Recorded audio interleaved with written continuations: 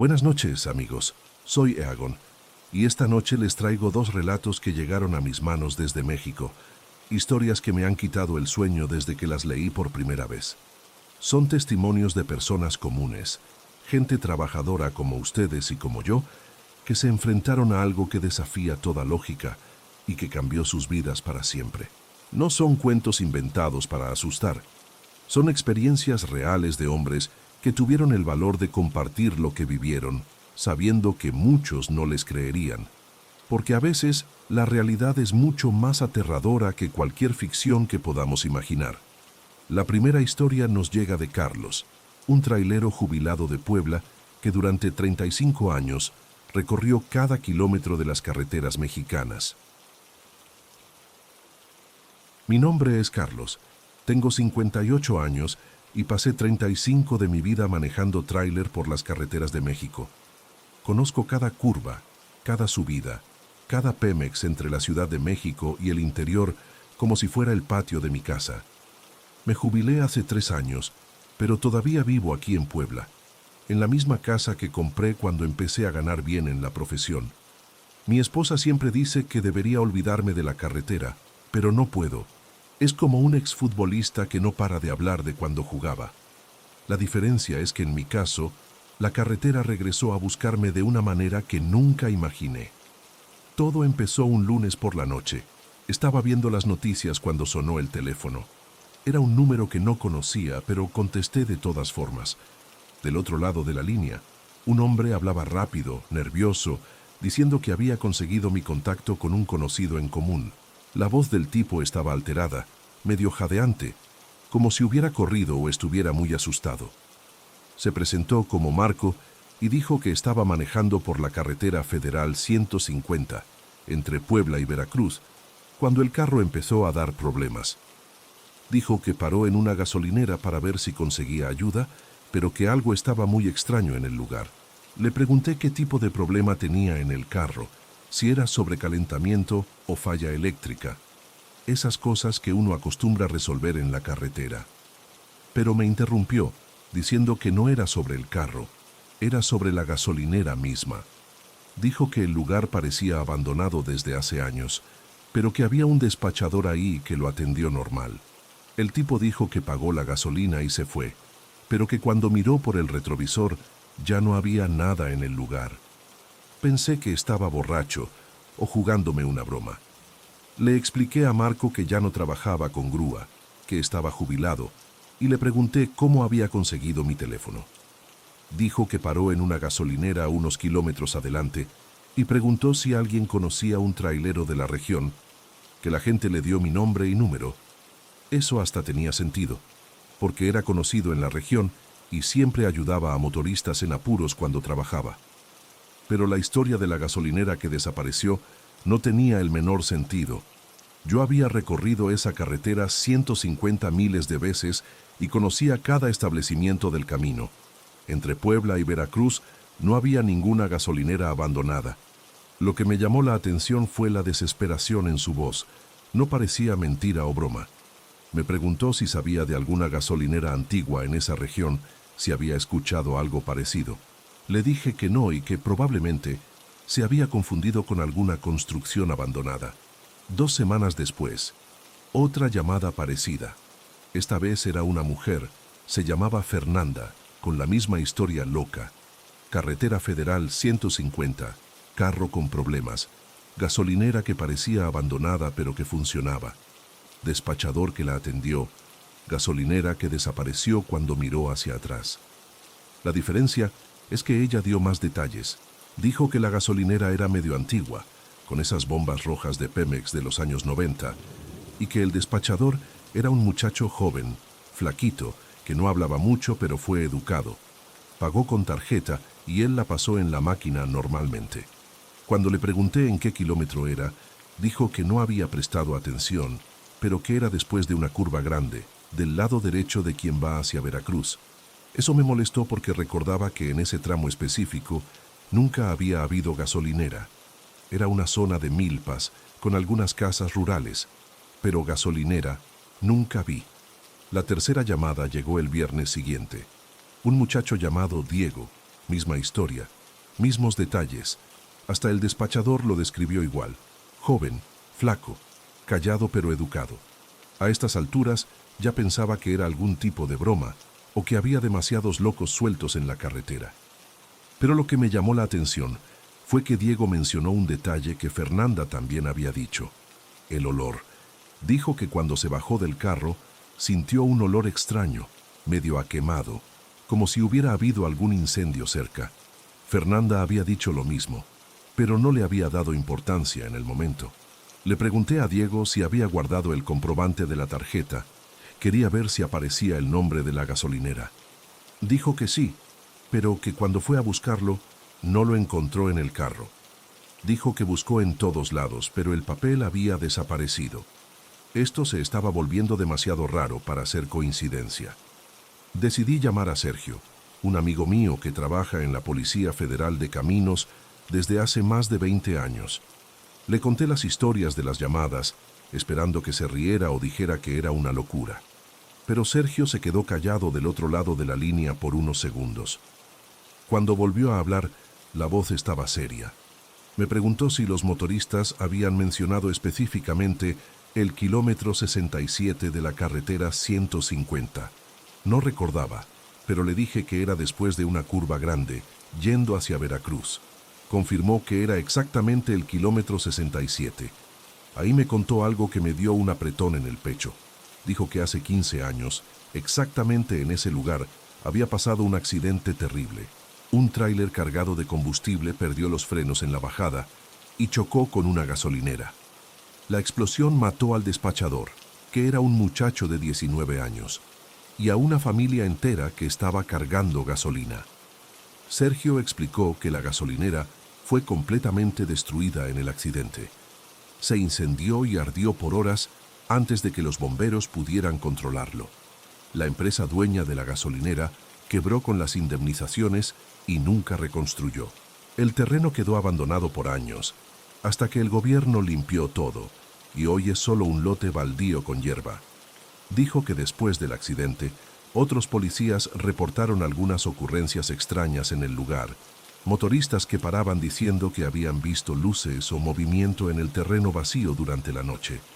Pero eso fue solo en los primeros años después de la tragedia. Después, paró. Le pregunté el nombre del despachador que murió. Sergio dijo que era Daniel. Tenía 19 años. Era hijo del dueño de la gasolinera. El muchacho trabajaba ahí desde los 16. Era conocido por ser callado, pero siempre educado con los clientes. La descripción coincidía exactamente con lo que los motoristas me estaban contando. Acordé con Sergio ir hasta el lugar el sábado siguiente. Él iría en patrulla y yo llevaría mi carro. Quería ver ese terreno vacío con mis propios ojos y entender qué estaba pasando.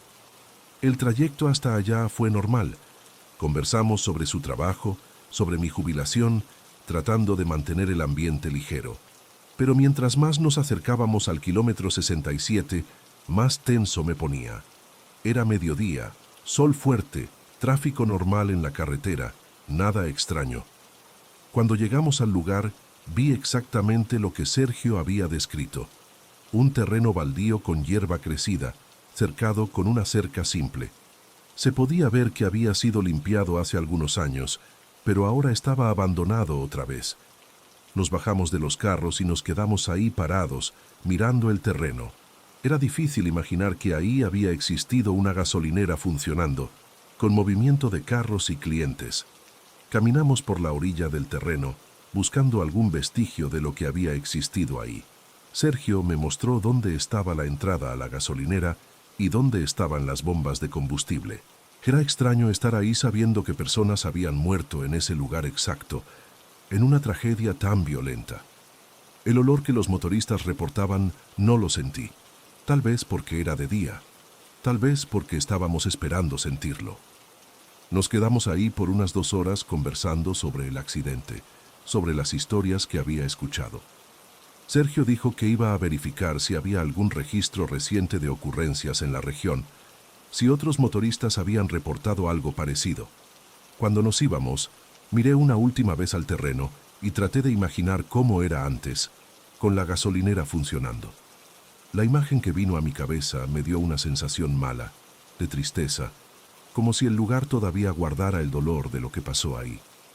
El lunes siguiente, recibí otra llamada. Era un tipo llamado Roberto, trailero como yo, pero todavía activo. Su historia era igual a las otras, pero con un detalle que me heló la sangre. Dijo que cuando fue a pagar la gasolina, le preguntó el nombre al despachador, solo para hacer conversación. El muchacho respondió que se llamaba Daniel.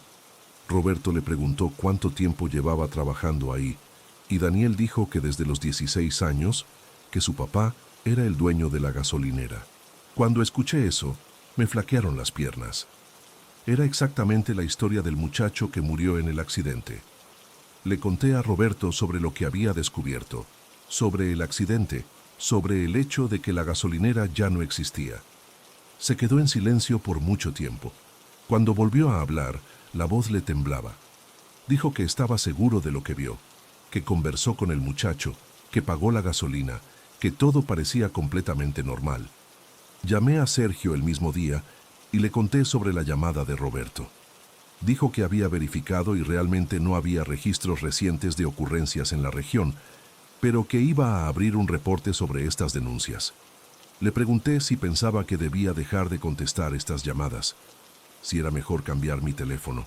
Sergio dijo que no, que era importante documentar todo en caso de que más motoristas hicieran contacto. Me pidió que anotara todos los detalles: nombre de los motoristas, horario de las llamadas, descripción exacta de lo que reportaban. Dijo que iba a hablar con algunos colegas más antiguos, que trabajaban en la época del accidente, para ver si recordaban algo parecido. La sensación que tenía era que me estaba convirtiendo en una especie de central de atención para motoristas que pasaban por algo que no podían explicar. Y lo peor es que no sabía cómo ayudarlos.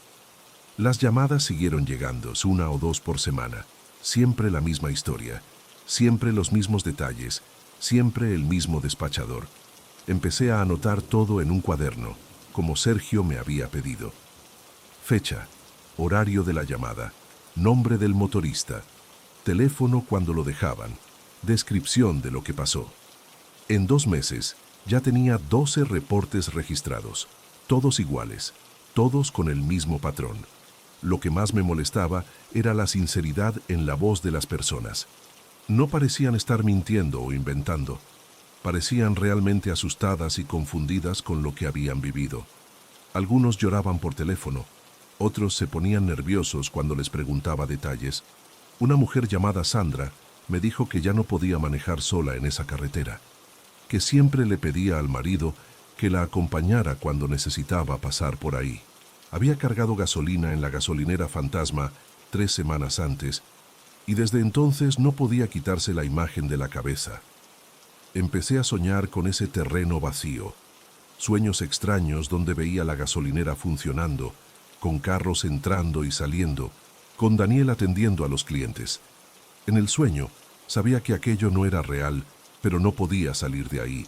Siempre despertaba en el mismo punto, cuando el tráiler aparecía en la bajada, descontrolado, viniendo hacia la gasolinera. Despertaba antes del impacto, con el corazón disparado y sudando. Mi esposa me preguntaba si estaba bien, si quería hablar sobre lo que me estaba perturbando. Le conté toda la historia, esperando que me aconsejara dejar de contestar esas llamadas. Pero me sorprendió. Dijo que tal vez era importante que siguiera ayudando a esas personas, aunque no pudiera explicar lo que estaba pasando. Dijo que tal vez yo era la única persona a quien podían acudir, alguien que conocía la carretera y que no iba a descartar su historia como locura.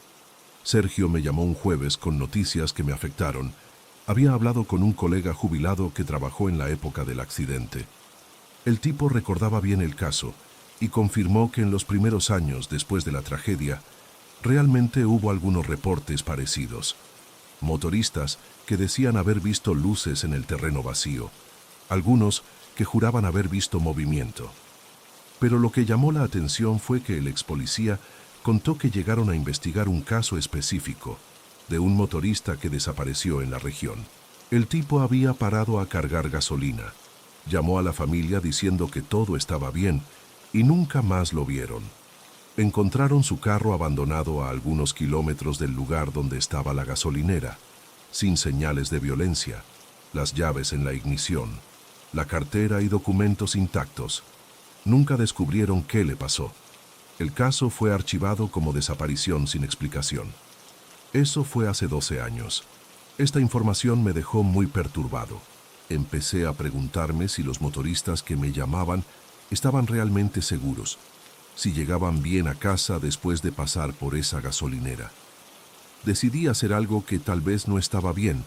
Empecé a anotar los teléfonos de quienes me llamaban y llamar de vuelta algunos días después, solo para verificar si estaban bien. La mayoría contestaba normal. Decía que había llegado bien al destino, que todo estaba bien. Pero 3 de los números que marqué, nadie contestaba. Eran números que simplemente ya no existían, fuera de área o desconectados. Uno de ellos era de Roberto, el trailero que había hablado con Daniel. Traté de llamar varias veces en días diferentes. Siempre decía que el número no existía. Busqué su nombre en internet, en redes sociales. No encontré nada. Era como si la persona nunca hubiera existido. Esto me dio una sensación horrible, de que tal vez yo estaba siendo el último contacto de personas que estaban desapareciendo. Le conté a Sergio sobre los números inexistentes. Se preocupó y dijo que iba a verificar si había registros de desapariciones recientes en la región. Le di los nombres y números que había anotado. Una semana después, me llamó con información que me dejó sin dormir por días. 2 de los nombres que le había dado realmente constaban como personas desaparecidas. Roberto Silva Santos, trailero de 45 años, desapareció hace 6 semanas en la región entre Puebla y Veracruz. Su último contacto fue con la esposa, diciendo que iba a parar a cargar gasolina. Diego Fernández Costa, representante comercial de 34 años, desapareció hace un mes en la misma región. La familia registró la desaparición cuando no llegó a casa del trabajo. Su carro fue encontrado en el acotamiento de la carretera 150, vacío, sin señales de violencia. Las fechas coincidían exactamente con los días que me habían llamado. Había hablado con ellos pocas horas antes de que desaparecieran. Dejé de dormir bien después de ese descubrimiento. La culpa me carcomía, como si hubiera podido hacer algo para evitar lo que les pasó. Pero al mismo tiempo, no sabía qué podría haber hecho diferente. ¿Cómo le explicaría a alguien que no cargara gasolina en una gasolinera que no existe? ¿Cómo convencería a las personas de que estaban viendo algo que no era real? Sergio dijo que no era mi culpa, que no tenía forma de saber lo que iba a pasar, pero eso no disminuía la sensación de responsabilidad que sentía. Empecé a pensar si debía dejar de contestar esas llamadas, si debía cambiar mi teléfono. Pero al mismo tiempo, si hacía eso, esas personas no tendrían a nadie más con quien hablar, nadie que creyera en su historia. Me estaba convirtiendo en un puente entre ellas y algo que no podía entender, pero que era muy real y muy peligroso. La última llamada que recibí fue hace 3 días. Un muchacho llamado Tiago, 28 años, manejando un Tsuru azul. La misma historia de siempre, los mismos detalles, el mismo Daniel. Pero esta vez decidí hacer algo diferente. Le pregunté dónde estaba llamando en ese momento, si todavía estaba en la carretera. Dijo que había parado en una gasolinera unos 20 kilómetros después, que estaba medio confundido con lo que había pasado. Le pedí que me mandara la ubicación por WhatsApp y le dije que iba hasta allá a encontrarme con él. No sabía bien qué pretendía hacer, pero sentía que necesitaba tratar de entender qué estaba pasando. Manejé hasta la gasolinera donde estaba, con el corazón latiendo fuerte, pensando en qué le iba a decir al muchacho. Cuando llegué busqué un Tsuru azul, pero no había ningún carro de ese modelo en la gasolinera. Le pregunté al cajero si había visto a un muchacho joven que dijo que me iba a esperar ahí. El empleado dijo que no, que a esa hora no había pasado nadie con esa descripción. Traté de llamar a Tiago, pero el número no existía. Esta mañana llamé a Sergio y le conté sobre Tiago. Dijo que iba a verificar si había algún registro de desaparición en las últimas 72 horas. Estoy aquí sentado en la cocina, mirando el cuaderno donde anoté todas estas historias, tratando de entender qué está pasando. Mi teléfono ha estado silencioso por 2 días. No he recibido más llamadas extrañas. No sé si eso es bueno o malo. Parte de mí espera que esto haya terminado, que no haya más motoristas pasando por ese lugar imposible. Pero otra parte tiene miedo de que todavía estén llamando y que yo ya no esté aquí para contestar. Porque si hay algo que aprendí en toda esta historia, es que a veces las personas necesitan a alguien que crea en ellas, aunque ellas mismas no puedan creer en lo que vivieron. Y tal vez eso es lo que Daniel, o cualquier cosa que esté en ese lugar, también está buscando. Alguien que se acuerde de él, alguien que sepa que todavía está ahí. Mi nombre es Renan, tengo 34 años y trabajo como analista de sistemas en la Ciudad de México. Crecí en una ciudad del interior, Toluca, en una casa sencilla pero cómoda que mis padres compraron cuando yo era muy pequeño. Me mudé de la ciudad hace unos 10 años, justo después de terminar la universidad, pero siempre regreso a visitar a mi familia. Mi mamá todavía vive en la misma casa. Mi papá falleció hace 2 años. Y mi hermano mayor, Marcelo, vive en Guadalajara con su familia. Nos hablamos bastante, especialmente después de que murió papá. Tratamos de mantener unida la familia. Fue un jueves por la noche. Estaba terminando de cenar aquí en mi departamento en la Ciudad de México cuando Marcelo me llamó. Estaba emocionado, diciendo que había encontrado un buen terreno para comprar en Toluca, que quería regresar para estar cerca de mamá. Dijo que era una oportunidad única, precio bajo, en una calle que conocíamos bien.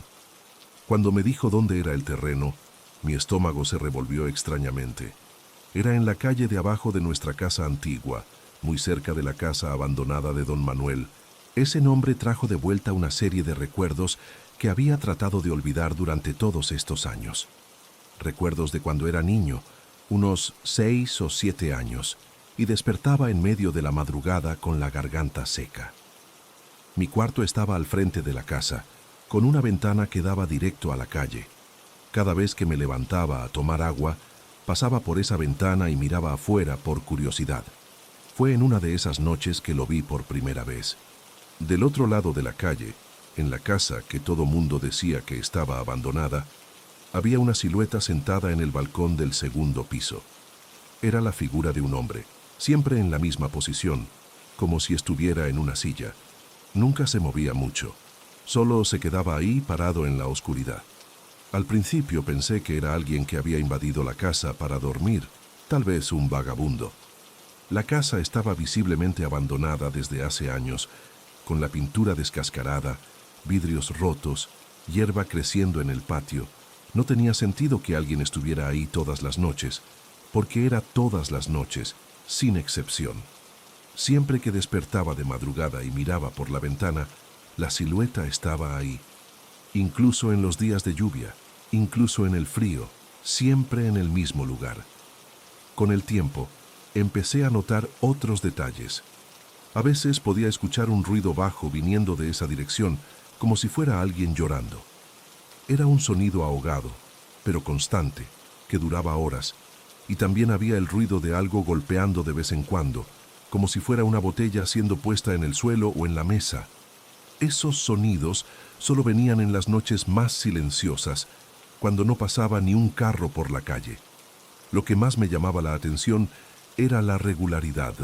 Todos los santos días, siempre a la misma hora, entre las 2 y 3 de la mañana, la figura estaba ahí. Nunca llegaba después ni se iba antes de ese periodo. Era como si tuviera un reloj marcando su rutina. Empecé a obsesionarme con eso. Despertaba siempre a la misma hora e iba corriendo a la ventana. Mi mamá se quejaba de que estaba haciendo mucho ruido de madrugada, pero no podía explicar lo que estaba pasando. Tenía miedo de contarle y que pensara que estaba inventando historias o teniendo pesadillas, porque eso era lo que todo mundo decía cuando un niño hablaba de cosas extrañas, que era sueño, que era imaginación. Pero yo sabía que no estaba soñando, estaba despierto, consciente, viendo esa figura todas las noches, y mientras más la veía, más miedo sentía, pero no podía dejar de mirar. Una noche fue diferente a las otras. Estaba en la ventana observando, como siempre, cuando escuché el llanto más fuerte que lo normal. Era un sonido desesperado, de mucho sufrimiento, que me dio un apretón en el pecho. De repente, vi la silueta levantarse de la silla y empezar a caminar de un lado a otro en el balcón. No era un caminar normal, parecía agitado, nervioso, como si la persona estuviera muy perturbada. Se podía percibir que era un hombre, por la altura y la forma de moverse. Caminó así por unos minutos. Después escuché un ruido fuerte, como si algo se hubiera caído o roto. El hombre dejó de caminar y se quedó parado, mirando hacia abajo. Después de eso, se sentó otra vez en la silla y se quedó quieto. Esa fue la noche que más me marcó, porque fue cuando me di cuenta de que no era solo una persona ahí, era alguien en mucho sufrimiento. La desesperación que sentí en esa figura me dejó con miedo de dormir solo por semanas. Conforme fui creciendo, las apariciones fueron disminuyendo.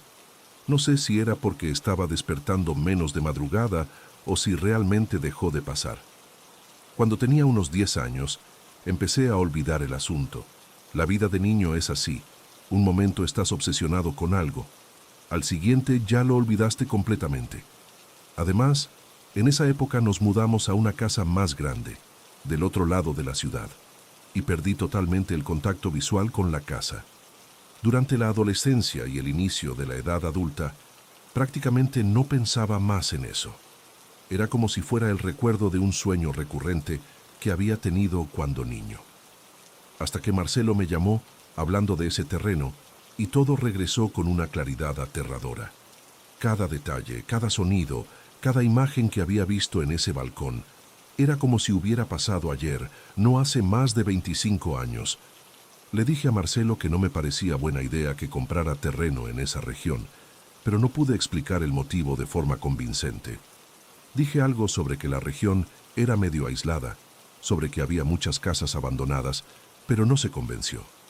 Dijo que era exactamente por eso que el precio estaba bueno, que se podía construir una casa bonita y estar cerca de nuestra mamá.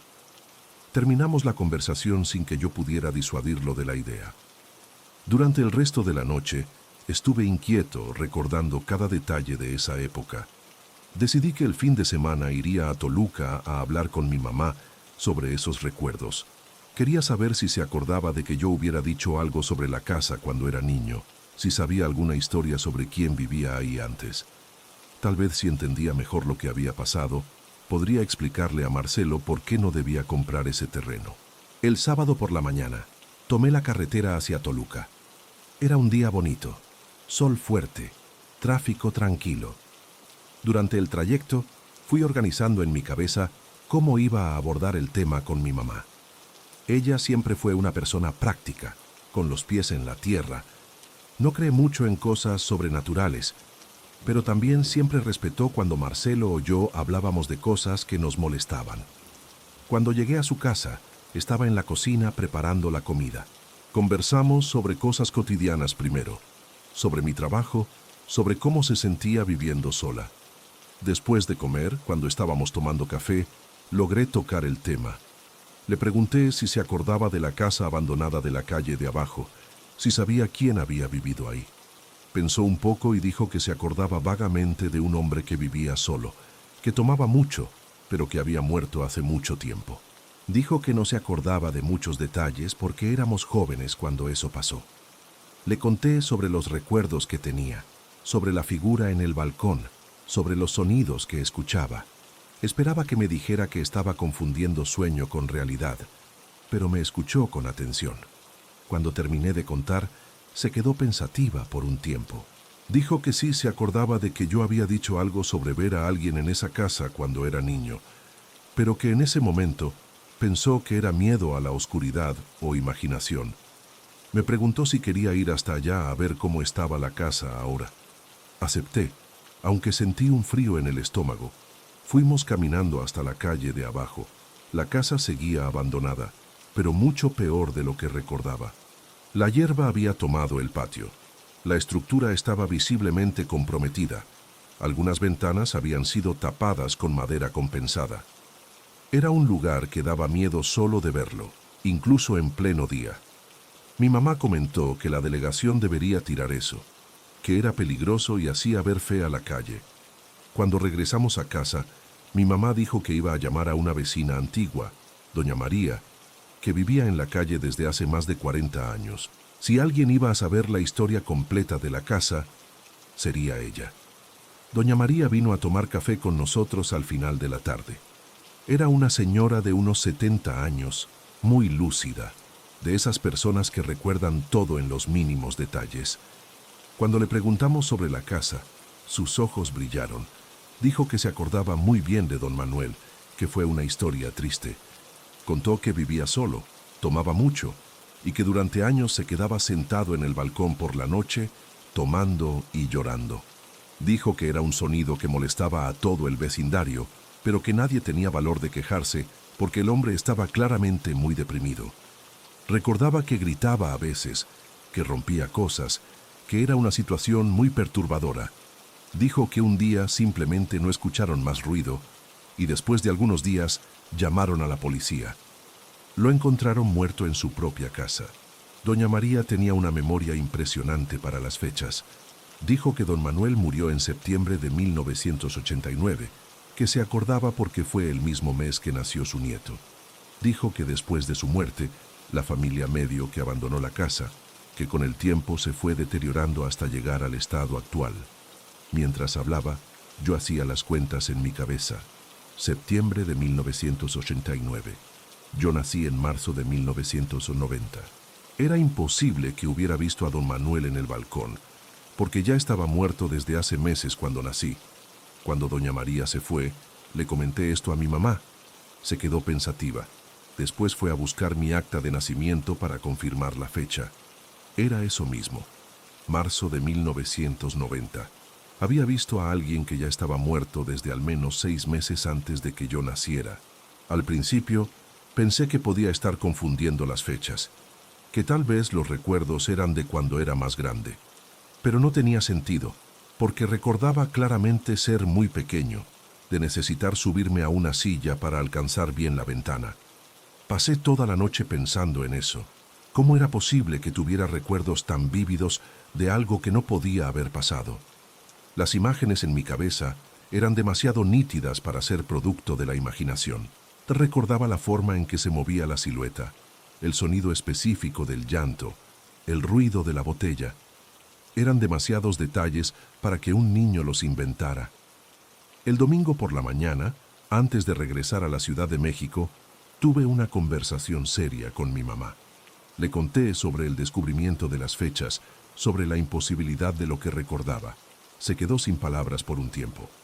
Después dijo que siempre le había parecido extraño que yo hablara de ese hombre con tanta certeza, con tantos detalles, pero que en ese momento lo atribuyó a la imaginación fértil de un niño. Dijo que ahora no sabía qué pensar. Le pregunté si pensaba que debía contarle todo esto a Marcelo para convencerlo de no comprar el terreno. Dijo que sí, que aunque no creyera, tenía derecho a saber sobre esta historia antes de tomar la decisión. Llamé a Marcelo el lunes por la noche y le conté todo. La historia de don Manuel, las fechas que no cuadraban, la imposibilidad temporal de lo que había visto. Me escuchó en silencio, sin interrumpirme. Cuando terminé, se quedó callado por mucho tiempo. Finalmente dijo que necesitaba pensar en todo esto, que iba a hablar con su esposa antes de decidir sobre el terreno. El miércoles me llamó de vuelta. Dijo que había desistido de la compra, que aunque no podía explicar racionalmente lo que le había contado, no se sentía cómodo viviendo tan cerca de ese lugar. Me sentí aliviado, pero al mismo tiempo me sentí extraño por haber influido en una decisión importante suya, basándome en una historia que yo mismo no podía entender. Durante las semanas siguientes, busqué en internet sobre memorias falsas, sobre la posibilidad de que niños pequeños crearan recuerdos de cosas que no pasaron. Pero nada de lo que leí explicaba la vivacidad y consistencia de mis recuerdos. Regresé a Toluca algunas veces más en los meses siguientes, siempre pasando frente a la casa.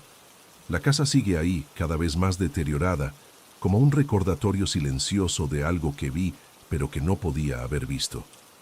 A veces me pregunto si otros niños de la calle también vieron lo mismo. Si don Manuel de alguna forma se quedó atrapado en ese balcón, repitiendo su rutina de sufrimiento incluso después de la muerte. O si existe alguna explicación que no puedo alcanzar, algo sobre tiempo, memoria y percepción que va más allá de lo que entendemos como realidad. Lo que sé es que esos recuerdos cambiaron mi perspectiva sobre muchas cosas, sobre la muerte, sobre la posibilidad de que exista algo más allá de lo que vemos, sobre el hecho de que no siempre podemos explicar lo que experimentamos. Y cada vez que paso frente a una casa abandonada, en cualquier lugar, miro instintivamente hacia las ventanas oscuras, preguntándome si hay alguien ahí adentro, alguien que todavía no ha podido partir. Bueno, amigos, esos fueron los relatos de hoy. Espero de corazón que les hayan gustado estas historias que, como siempre digo, nos recuerdan que el mundo es mucho más misterioso de lo que imaginamos. Si les gustó el contenido de hoy, no se olviden de dejar su like, que es muy importante para el canal. Subo videos nuevos por aquí todos los días y estaré muy feliz de verlos en los próximos.